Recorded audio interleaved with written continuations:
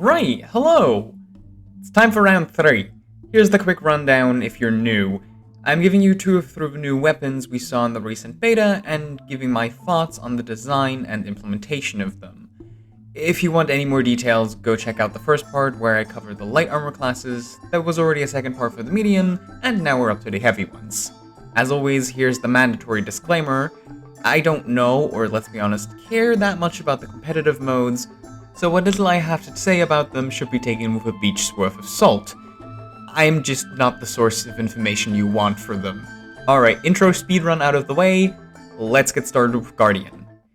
Guardian weapons are always a little bit weird to talk about for multiple reasons, but the pistols are actually pretty clean cut, which is somewhat unusual.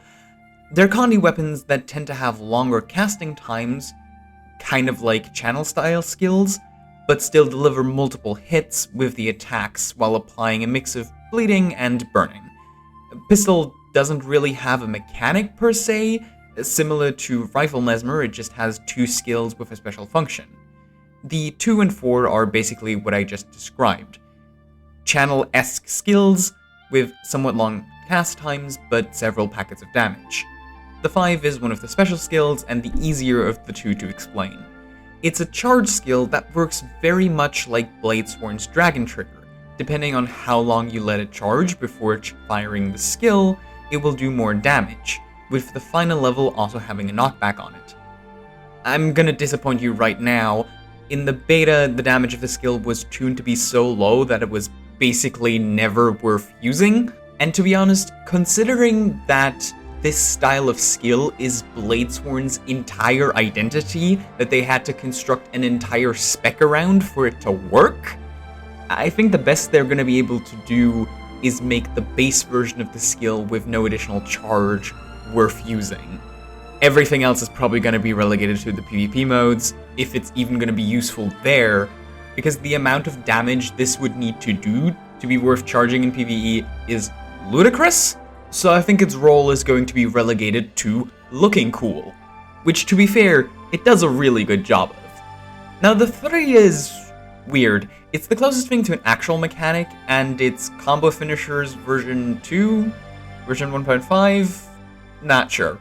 Anyway, it's the weapon symbol skill, which pulls some amount of damage, but its actual function is to be a pseudo-combo field. If you, and only you, attack a target inside the symbol, it takes an extra time, and if that hit was delivered by a projectile, then it also does burning, which is obviously exactly what you want on a Condi weapon. Over the course of 4 seconds, it can tick up to a total of 16 times this way, which is obviously a lot, though that would require you to perfectly hit with a projectile every quarter second on the dot, which isn't very realistic, but even if you miss a tick or 2, that's still a ton of burning. Notably, this isn't about projectile finishers or pistol skills, it's any projectile, meaning things like the Scepter auto attack also trigger this. On paper, this sounds like a really cool mechanic. In practice, you barely notice it's a thing. You put the symbol down first and then use the rest of your skills. It really doesn't play or even look like anything special. And it's not like Guardian caring about its targets staying in its symbols is a new thing either. Symbolic Avenger has been doing this for ages. It kind of feels like it's just a slightly more convoluted version of One Wolf Pack that you can't share, and also encourages you to just not use axe as a weapon, because you want more sources of projectiles at all times. Pistol is overall a very solid Condi weapon, and that it's hard to complain about something like that. But it's also kind of equally hard to get excited about. I mean, it looks really cool, I'll give it that, but at the end of the day, it's just another fast-firing, medium-range Condi weapon. It's really nothing special. The channel skills and the fact that you have another offhand Condi weapon besides Torch are nice and enough to give it a decent sense of identity, but it really doesn't feel like anything new. I'm not exactly mad. I had to experience firsthand just how difficult it is to make anything interesting work on Guardian without just straight up replacing the virtues.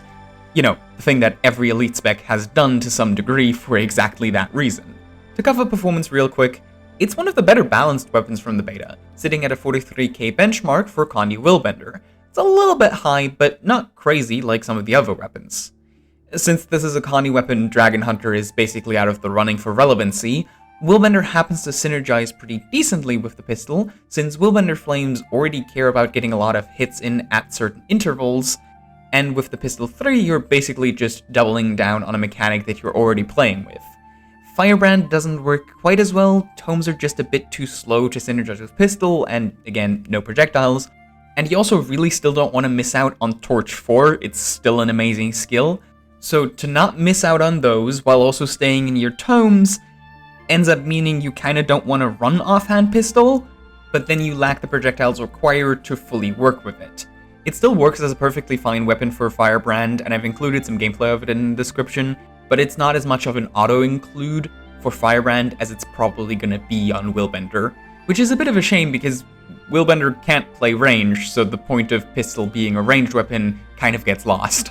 Also, since apparently this became a thing in this series, the Pistol 4 is really similar to Lucian's ult, and the Pistol 2 and Lucian's Q are also quite similar. There's your League of Legends reference for this part. Why am I even doing this? I don't even play League. Anyway, overall, I'm pretty lukewarm on pistols. There's nothing inherently wrong with them at all, and more weapons that don't work for both power and Condi builds are very nice to further differentiate them. But really, the Condi builds already play quite differently from one another, thanks to Firebrand tomes just being a really unique mechanic on their own. And what I really would have liked to see was something to make Power Willbender and Dragon Hunter not feel like the exact same build. On the other hand, the people that really wanted a Condi weapon mostly wanted it so you can entirely replace Scepter, and possibly force out this overlap of Power and Condi weapons entirely. But now Pistol heavily synergizes with Scepter, so that kind of backfired. Pistol is fine, it's just not very exciting, except visually, which you're just gonna have to take my word for, but personally I'm very hard to sway with such things. Anyway, now it's time for Revenant, and Scepter sure is a weapon that exists. I feel like this one really suffered from the pressure of having to come up with mechanics for 9 different weapons, because, to be quite honest, the things it does did not have to be as complicated as they are. Scepter is a support weapon, where the 2 applies Barrier and the 3 does Might and Fury, and the auto attacks do a bit of both. Sounds simple? Well, this is what the tooltip for the 3 looks like. I'm pretty sure this is the single longest skill fact in the entire game, so let me break it down. The 2 applies an effect to the target, which reactivates itself after 4 seconds to apply Barrier to nearby allies. But you only get the full amount of Barrier if you hit them with at least 3 Scepter auto attacks, aka 1 full chain. Sounds incredibly arbitrary? That's because it is. For reference, the full auto chain has a total cast time of 1.5 seconds, or 0.05 seconds with quickness in effect. So getting the full effect is laughably easy as long as you don't immediately swap off the staff. But having the Barrier effect delayed by a full 4 seconds without being able to reduce that duration at all makes it the definition of, well, I've got nothing better to do, so I might as well. And I don't think that you can apply the effect multiple times to the same target either. It makes more sense with the damage component of the skill that works the same way, but that's not what Scepter is made for. The skills certainly aren't balanced to be used as a DPS weapon, at least not right now. I'd be much happier if this skill came with a flip over to manually detonate the effect whenever you need it, in exchange for not being able to set it up on multiple targets like you can right now. And I guess you can blur the numbers if that's a problem, I don't really care. It would make the whole skill so much more strategically valuable. Now let's actually get to this monstrosity. The 3 is an upkeep skill that tethers you to 1 target, and only one, since reactivating the skill ends the tether. The skill pulses a certain effect that gets stronger if you hit the target with auto attacks. Each mode has 3 levels. The base, one that you get when you hit 3 auto attacks, and one that you hit when you get 6 total auto attacks. If you hit the final level, regardless of what mode you're in, you unlock an additional flip over skill that teleports you to the target and then applies a big burst of barrier around that target. If you're tethered to an enemy, it actually increases your personal strike damage against that target by up to 20% and pulses vulnerability at first, later adding cripple, and at last adding slow. If you're tethered to an ally, you get a different effect. You pulse might with more might at each level, and fury once you reach the maximum level. Okay, now that you know what these skills actually do, let's talk about why this doesn't work, or at least doesn't work the way they want it to work. Let's go over the obvious main use case for Scepter, Heal Revenant. So currently they use Mace as the main hand weapon of choice to pair with Staff and Shield. Mace is not a support weapon, but unlike Ranger Axe, which does literally nothing for a healing build besides trigger water sigils, Mace actually does have a use. The 3 and 2 in sequence allow you to proc 3 instances of blast finishers in a fire field, allowing you to ramp up 9 stacks of might, or 12 if you're a Herald, right from the start of the fight, something that Herald otherwise really struggles with. Scepter wants to improve this by giving you a direct source of might alongside other benefits that would do something on a healing build. Now, Scepter 3 does in fact do might. Where's the issue? Yeah, there's one big-ass problem with this. It's 3 targets for some reason. That kills the weapon as a wound source. If it does not become 5 targets, then this aspect of the weapon is simply not worth discussing. I don't know where they got the idea that this would be a good thing to do. It also doesn't really ramp the way that Mace does. Herald can very much get to 25 stacks of might without using Mace. It just wants to get there a lot faster. That's why Mace is useful. Now, unlike Facets, Scepter does apply multiple stacks of might right when you cast the skill, so for a moment I thought you could use it multiple times to achieve the same effect as you do with Mace, but this is Revenant, not Thief. The 3 does in fact have a cooldown, and I just kind of forgot about that. But that means it has less than half of the initial might that you would get from Mace, and pulses as slowly as Facets do, has a smaller radius, and is dependent on ally positioning. Sounds great, right? It doesn't help that it's really expensive as a 3-pip upkeep skill. I think what they were thinking is that it's cheaper to use this skill rather than having both the Fury and the Might facet active at once.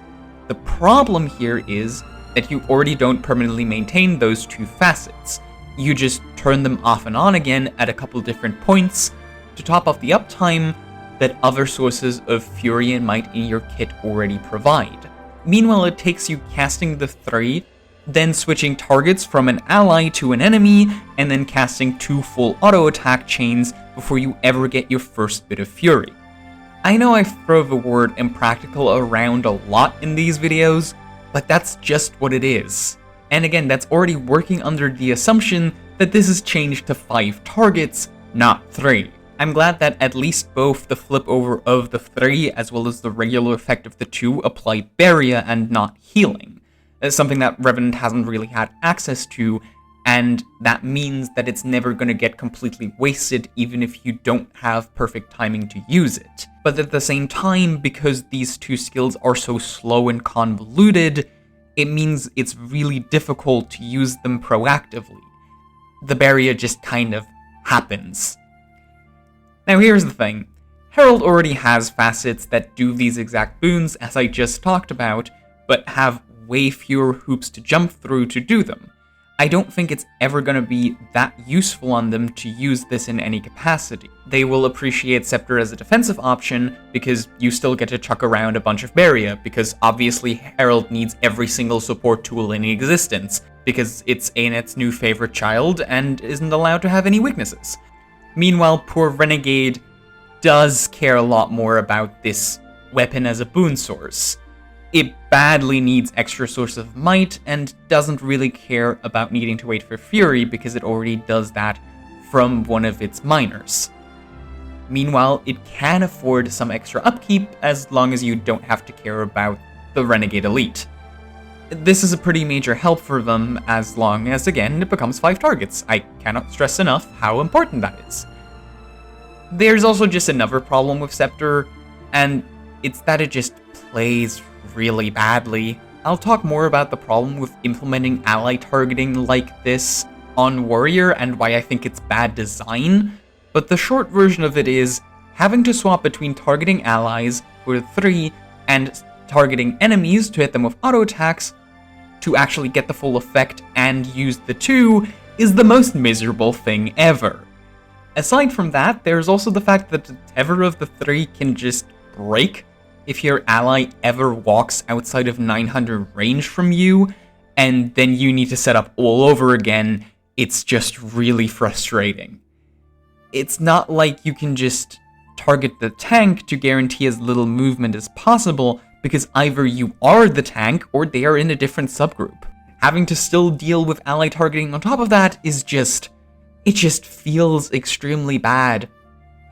These are basically the same reasons why Alacrity Spectre is so incredibly unpopular, and I don't know why they're trying to do it again when it's already failed. I think just like the 2, this skill would benefit from a redesign. It would be a lot better if we just got rid of the tether altogether, and instead it would apply the effect to yourself. Always pulsing might, and then still gaining stacks based on the number of auto attacks you used. Then you gain a flip over skill, where you can either target an ally to do the big burst of barrier, or you can target an enemy to give yourself a large damage buff for a while and do a big packet of damage. That would be a much more reliable and easy to use version of this weapon, while still preserving the key mechanics and functions. But that's not the world we live in. The fact that the 3 can cover 2 boons at once gives it enough wiggle room to see use, especially on Renegade, so there's potential. It's very salvageable, which is a running theme of the series, just not at 3 targets. Absolutely not. Who thought that was a good idea? To briefly go over the damage component, currently it's too weak to be relevant. The damage increase on the 3 is actually really interesting and pairs really well with Offhand Sword, continuing the tradition of weird Revenant weapon combos laid out by Mace plus Axe. But yeah, it needs a numbers buff to be worth running.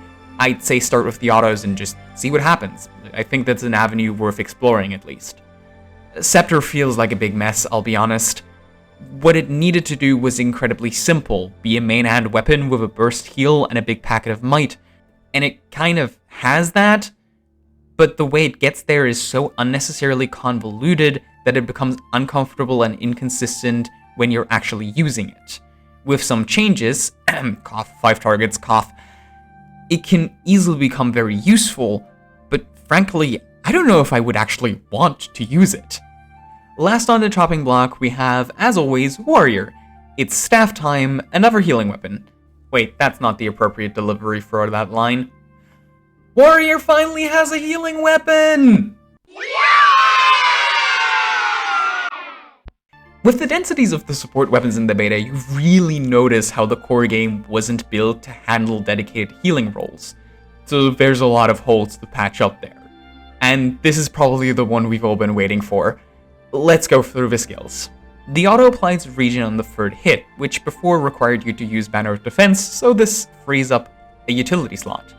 The 2 does Might and Fury, which means you can probably now cover full Fury up time with just this and 4 Great Justice, and it's a nice heal on top of that. The 3, actually we're gonna get back to that one. The 4 is a simple CC skill, though it is a 5 target ranged pull, so it has a good amount of utility, which is very useful because God knows Warrior does not need help with break bars. The 5 is another slightly weird one. It's a 2-second block that gives you a 3-second long buff, which has 20% flat boon duration. Now I don't know if this works the way that Herald's Dragon Facet does, where it can overcap to 120% boon duration, but I'm hoping that's the case. I don't know for sure though. Additionally, you can reactivate the skill to heal and apply resolution, with the heal getting stronger if you actually blocked something. All of that's nice, and resolution is a pretty uncommon boon, though frankly it feels like it's trying to be 2 different skills at once, since the boon buff is something you would want to use proactively by immediately reactivating the skill and not losing time standing there just blocking, but the block is something you want to use reactively to, heal. I don't know, you can see this as being modular, or you can see this as being confused. I think both are reasonable. And then the burst is pretty simple. It's a leap that heals and applies regen on impact. The Berserker version notably gets rid of the leap, making it a lot faster to cast. The cooldown that I show in the screenshot is actually wrong. That's it with the cooldown reducing trait from Discipline active. That's my bad. Now let's circle back around to the 3, because something had to ruin it. The 3 is another modular skill. You charge at your target like you're using Greatsword 5. If it's an enemy, you do damage and apply weakness and cripple. If it's an ally, you give them healing, protection, Aegis, 3 stacks of invulnerable, and stun break them. And that's 5 targets, not just the one ally. I wonder which version of these skills they want me to use. Can we just get rid of ally targeting on this weapon completely, please? One of these modes is obviously so much better than the other. Even for PvP, where the enemy targeting can come up, Warrior already has access to these conditions plenty. It's not new for them. All this does is make Staff more annoying to use, because you have to swap away from your enemy to cast your 3 every time you want to use it, and then go back to, your regular target to do things like, I don't know, build adrenaline? The thing that Warrior does? And it's not like you can skip out on this and just not use it or save it for emergencies, because you need it to cover protection uptime in combination with Soldier's Comfort, which can't do this on its own. And because that's the case, you basically already needed to use it on cooldown, and so the Aegis just kind of becomes way less useful. Now, I'm not too mad about that one, because Warrior already has another source of Aegis and in the core skills, and that works just fine, so I'll give it a pass. If we absolutely have to keep the ally targeting for some godforsaken reason, can we at least move or copy the protection onto the enemy targeting version? Then you can keep the ally targeting as an actual modular emergency skill if you want, but you don't have to constantly disrupt your baseline gameplay loop. Please, I really want this weapon to be good.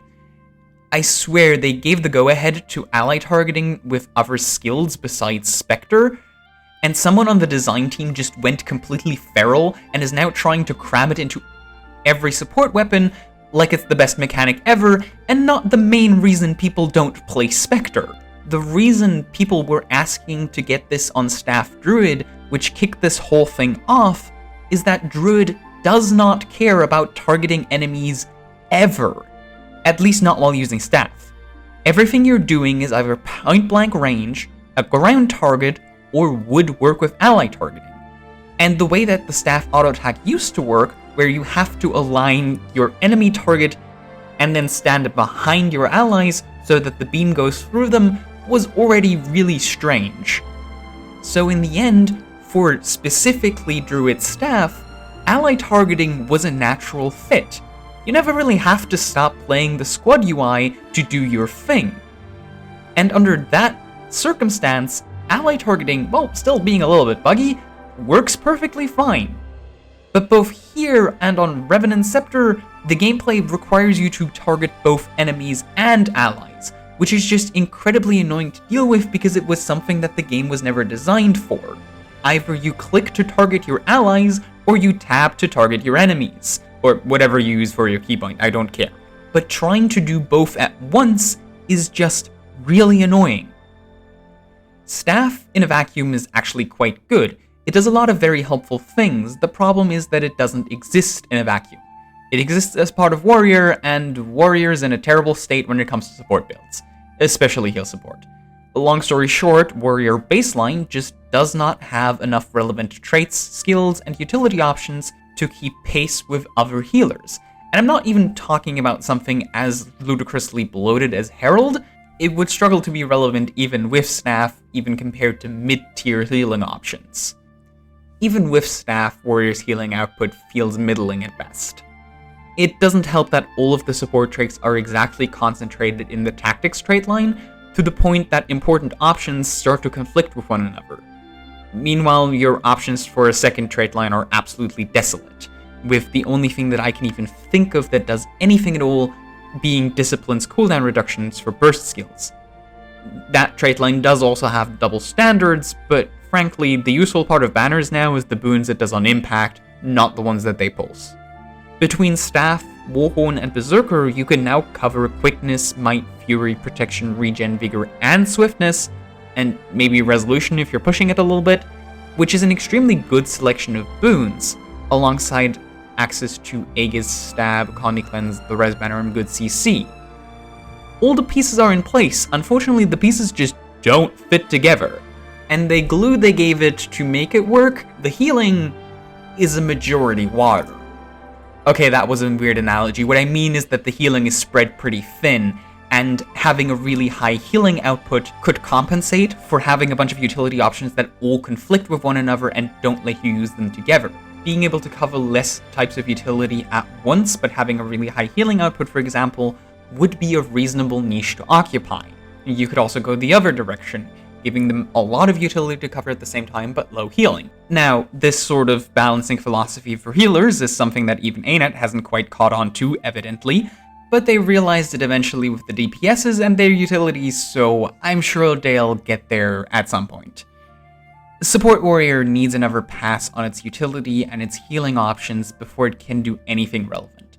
There are so many skills and traits that are either really underwhelming or that are straight up stuck in 2012 with how they work. There's a lot of room for ANET to inject additional support options that really make this all come together, but they have to sit down and consider these redesigns rather than slapping band-aids on top of band-aids. And take another look at the defensive traits of Berserker and Bladesworn while you're at it. They could really stand to be more supporty as well if you want this to work out. You need to use one of them to meaningfully do boons, but they have almost no other support synergy, and that just feels really bad. Or hey, while you're already listening, you could move Alacrity from Bladesworn onto Spellbreaker, the spec where it makes way more sense and where it's way easier to design around. Trust me, please!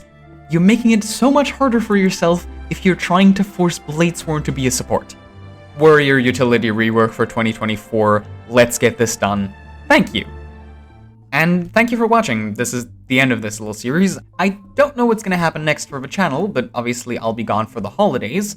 So yeah, if you made it all the way to the end of this, I have to do the standard YouTuber thing. You can maybe, leave a like, subscribe, that type of thing. So I know that this is a sort of thing that people are actually interested in me covering. But yeah, that's about it. Maybe see you next time. Until then, goodbye.